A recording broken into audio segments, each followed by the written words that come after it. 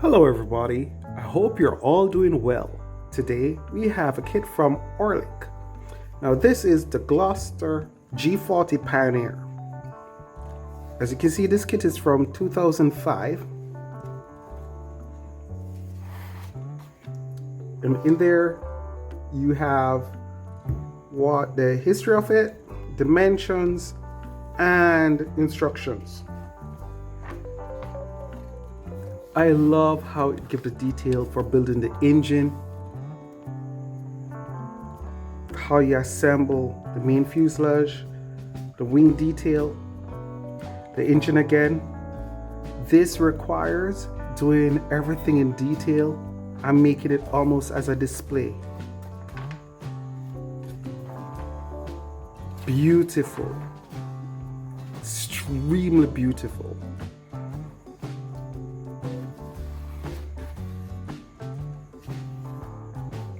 And then here we have a thin sheet of paper, but this looks like internal details. This looks like it will have to take a 1mm thick cardstock. You can tell clearly that this is fuselage. This looks like the stabilizer, cockpit area. This looks like nose wheel well. Engine intake, you can see there. This is cardstock, look like 160. And here we have beautiful quality print. The wing panel, the fuselage and wing fairing, aileron, which can be done separately. Very nice. The fuselage, cockpit area, P for prototype of the model. And here you have the cockpit window.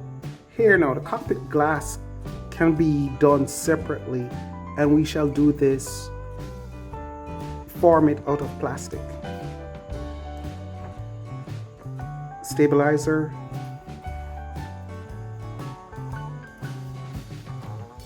very nice. Tail and fin,